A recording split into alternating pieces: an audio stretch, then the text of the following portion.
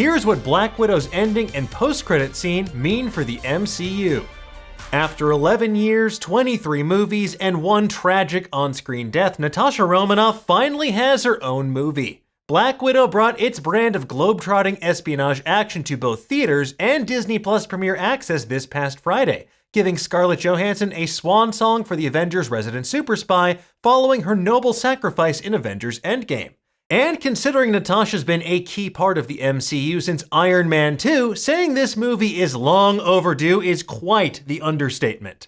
Now, as a prequel, Black Widow offers a fascinating window into Natasha's past, exploring everything from her childhood to the impact the Red Room had on her, to how the fallout of her time as a super spy continues to follow her to this day. In her review for Nerdist, Lindsay Romaine called it one of the MCU's best standalone movies. And if you want to know more about the film, I'll link to that review in the description below. Now, in case the ending or the post-credit scene left you curious about what this all means for the future of the Marvel Cinematic Universe, don't worry, because we've got you covered. Now, in order to discuss this in detail, we obviously need to spoil what happens in Black Widow. All right, enough. All of you. It's right there in the title of this video. I didn't say anything. So if you haven't seen the movie yet, or you woke up on your couch at 3 a.m. and this video was mysteriously playing, click away now and prepare to abandon ship. Such a poser. All right, let's get into it, shall we? Black Widow answers many lingering questions we've had about Natasha Romanoff's life, including what exactly happened in Budapest, what her early life was like before the Red Room, and the found family that she put together and lived with before she joined Earth's mightiest heroes. The ending of the film is fairly straightforward. Natasha and company destroy the Red Room's floating headquarters, they free the widows from being mind-controlled, and Natasha has a mid-air battle with Taskmaster before she ultimately frees her as well from General Dreykov's clutches. While Red Guardian, Melina Vostokov, and Yelena Belova all escape to fight another day, Natasha stays behind amid the wreckage of the Red Room to deal with Thunderbolt Ross head-on. Now that the dust of civil war has settled and Natasha has reminded herself of the importance of family, especially found family, she's done running. 2 weeks later, Natasha puts one of her trusty boxes of hair dye to good use, and with a sweet new ride courtesy of OT Fag Bentley's Rick Mason, a fixer who in the comics is canonically the son of the supervillainous weaponsmith the Tinkerer, she takes off on a mission to reunite with Steve Rogers, Sam Wilson, Wanda Maximoff, and the rest of the Secret Avengers, as she hurtles toward the inevitable death and destruction of Infinity War and Endgame. This is likely the last time we're going to see Scarlett Johansson as Natasha Romanoff, as confirmed by Johansson herself on Good Morning America. However, with that said, there is another Black Widow in the MCU now in the form of Florence Pugh's Yelena Belova, who takes center stage during the post-credit scene. While visiting her surrogate sister's grave in the Midwest somewhere in the wake of Avengers Endgame, Yelena's moment of silence is oh so rudely interrupted by a familiar face.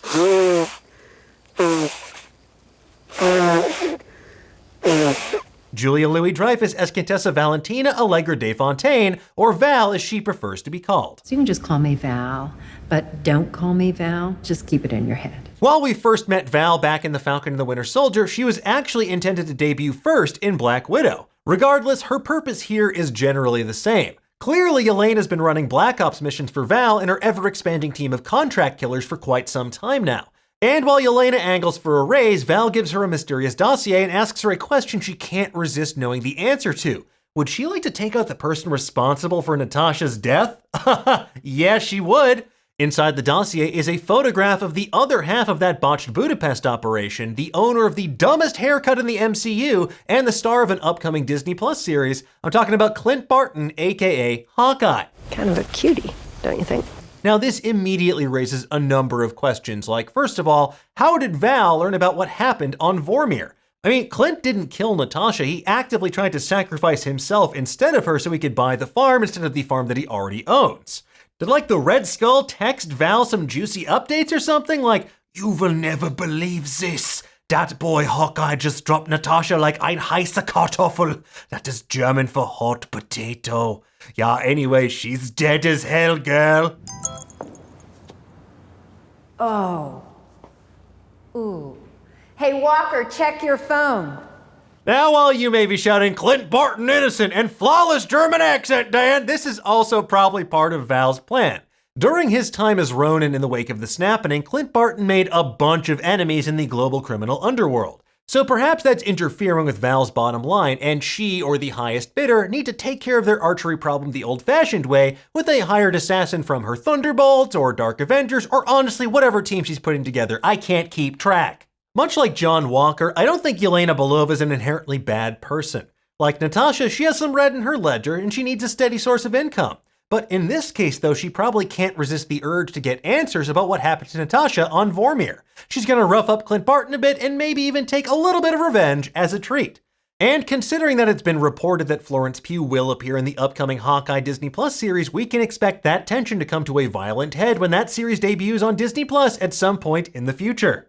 Now, fingers crossed that Yelena will realize she's being manipulated by Val here, because after all, Melina didn't raise no fools. What we do know is that between US Agent and this new Black Widow, our theory about Val putting together a version of the Thunderbolts, or in my opinion, the Dark Avengers, seems likelier and likelier with each new MCU project.